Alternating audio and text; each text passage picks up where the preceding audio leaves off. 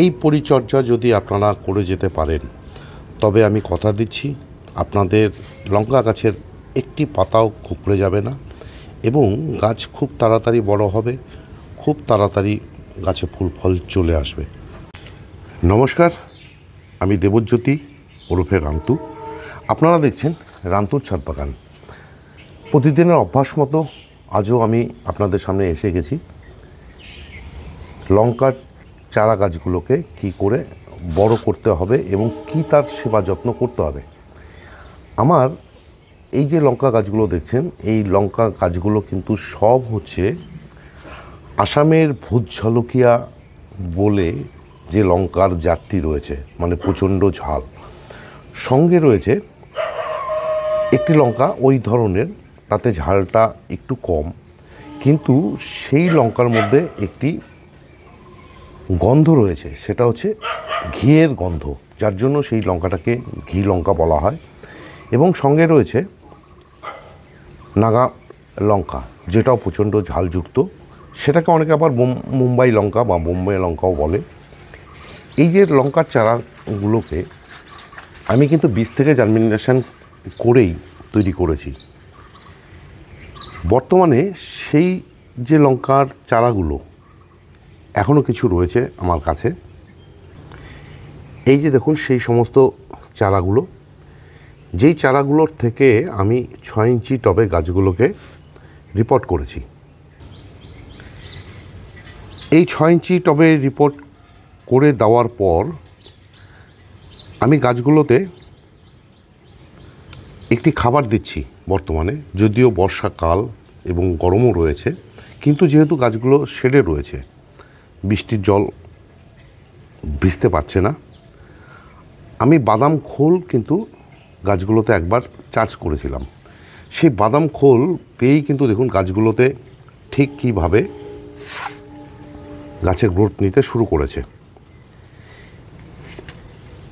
এই গাছগুলো যখন কিছুটা বড় হয়ে যাবে তখন কিন্তু আমি এই গাছগুলোকে বড় জায়গাতে দিয়ে দেবো। তার মানে হচ্ছে আমার যে ক্যারেট রয়েছে, সবজির ক্যারেটগুলো প্লাস্টিকের, সেই ক্যারেটে মাটি তৈরি করা রয়েছে, সেই ক্যারেটের মধ্যে কিন্তু আমি এই গাছগুলোকে আবার রিপোর্ট করে দেব। এই রিপোর্ট করে দেওয়ার আগে গাছগুলোকে কি করে তৈরি করে নিতে হবে তার উপরেই আজকের ভিডিও। প্রথমে বলে রাখি, আমি লঙ্কা গাছের জন্য যে মাটিটি তৈরি করেছি সেই মাটিটি হচ্ছে সম পরিমাণে দোআঁশ মাটি এবং সম পরিমাণে কম্পোস্ট। আমি এখানে কম্পোস্ট হিসাবে ব্যবহার করেছি সবজির খোসা পচিয়ে যে সারটি তৈরি হয়েছে, যে কম্পোস্ট তৈরি হয়েছে, সেই কম্পোস্ট দিয়ে কিন্তু আমি এই লঙ্কার গাছগুলোকে বসিয়েছি। এবার শুরুতেই যখন চারাগুলো, যেই চারাগুলো আপনারা দেখলেন, সেই চারাগুলোর যখন চার পাতা হয়ে গেছিল তখন থেকে কিন্তু আমি এই যে লঙ্কার গাছগুলোতে কীটনাশক ব্যবহার করে গেছি। সেটা হচ্ছে জৈব একটি কীটনাশক কাকা। তার কারণ হচ্ছে লঙ্কা গাছের পাতা যদি একবার কুঁকড়ে যায়, সেই গাছের থেকে যেমন ভালো গাছ তৈরি হয় না, ঠিক তেমনই সেই গাছের থেকে কিন্তু ভালো ফল, মানে লঙ্কাও কিন্তু পাওয়া যায় না। তাই শুরু থেকেই যদি আপনারা গাছের পাতাকে কুঁকড়ে যেতে না দিতে চান, যেটা কিনা লঙ্কা গাছের সবথেকে বড় সমস্যা, তাহলে আপনাদেরকে শুরুর থেকেই গাছগুলোতে কীটনাশক ব্যবহার করে যেতে হবে। এই গাছগুলোতে কিন্তু খুব একটা খাবার দাবার লাগে না, যেহেতু সমপরিমাণে কম্পোস্ট, সমপরিমাণে মাটি রয়েছে, তার মানে টবের মাটিতে যথেষ্ট পরিমাণে খাবার রয়েছে। এবং গাছগুলোতে যেহেতু আমি একবার মাত্র বাদাম খোল চার্জ করেছি, মানে বাদাম খোল জল দিয়েছি,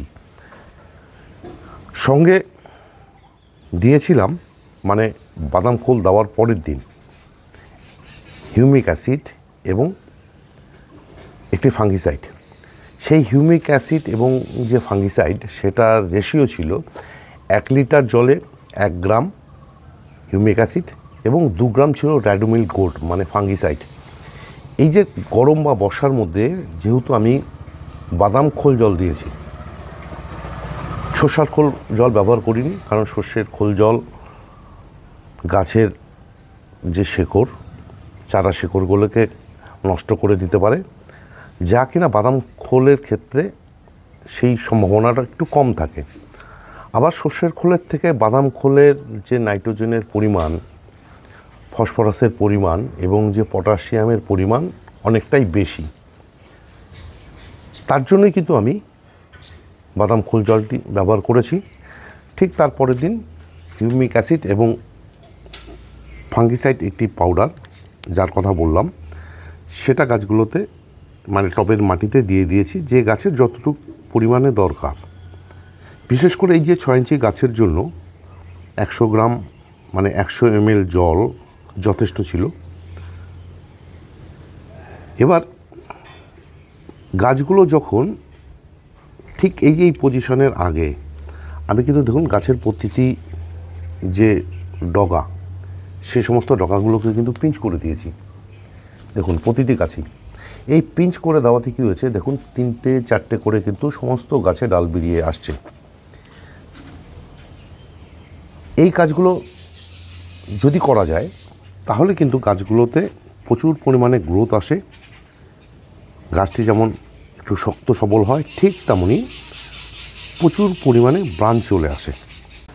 যেহেতু ছোট ছোট চারা গাছ, এই চারা গাছগুলো শেডে রাখা রয়েছে, যেখানে সকালের রোদ পড়ে এবং বিকালের রোদ পড়ে। এই যে দেখুন, এই যে লঙ্কা গাছের বড় বড় যে পাতাগুলো, এই পাতাগুলোকে কিন্তু আমাদেরকে কেটে ফেলতে হবে। এই কারণেই এই বড় বড় পাতা থাকার দরুন এই যে টবের মাটিতে ঠিক রোদ পৌঁছতে পারছে না, যেখানে দেখুন এই গাছগুলোর ক্ষেত্রে রোদ পৌঁছতে পারছে। এই লঙ্কা গাছগুলোতে যেহেতু বড় বড় পাতা হচ্ছে, তাই আমাদের এই বড় বড় পাতাগুলো কিন্তু কেটে ফেলতে হবে এবং নিচের দিকের যে সমস্ত পাতাগুলো রয়েছে গাছে, সেই সমস্ত পাতাগুলোকেও কিন্তু কেটে ফেলতে হবে। এরপর আমি গাছগুলোতে 15 দিন অন্তর অন্তর বাদাম খোল জল দিয়ে যাব। দিয়ে যাওয়ার পর গাছগুলো যেমন রোদ, আলো, বাতাস, খাবার সবই পাচ্ছে, গাছগুলো কিন্তু খুব তাড়াতাড়ি বেড়ে উঠবে। বেড়ে ওঠার পর আমি গাছগুলোকে রিপোর্ট করে দেব সবজির যে ক্যারেট, যার কথা বললাম আপনাদেরকে, সেই সবজির ক্যারেটের মধ্যে। সেই ক্যারেটে বসানোর পর গাছগুলো যখন অনেকটাই বেড়ে উঠবে, তখন গাছগুলোতে কিন্তু ফুল আসতে শুরু করবে এবং ফল ফলতে শুরু করবে।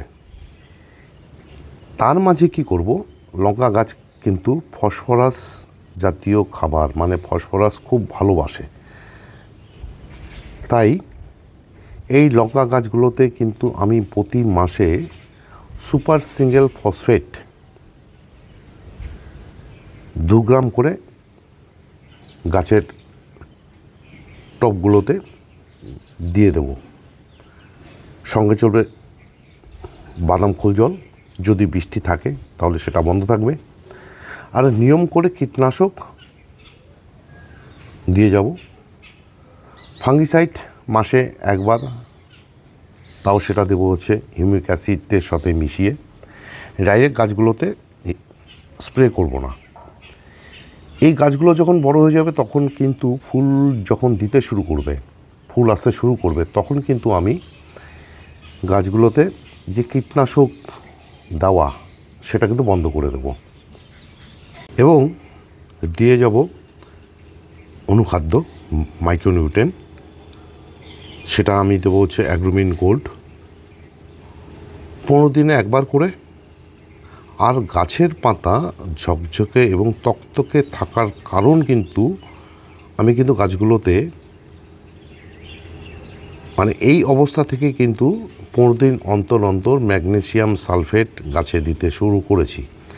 এই ম্যাগনেসিয়াম সালফেট দেওয়াতে গাছের যেমন পাতাগুলো ঝকঝকে তকতকে রয়েছে এবং সবুজে পরিপূর্ণ রয়েছে, ঠিক তেমনি এই ম্যাগনেসিয়াম সালফেট পাওয়ার দরুন কিন্তু গাছগুলো কিন্তু খুব তাড়াতাড়ি বাড়তে শুরু করেছে।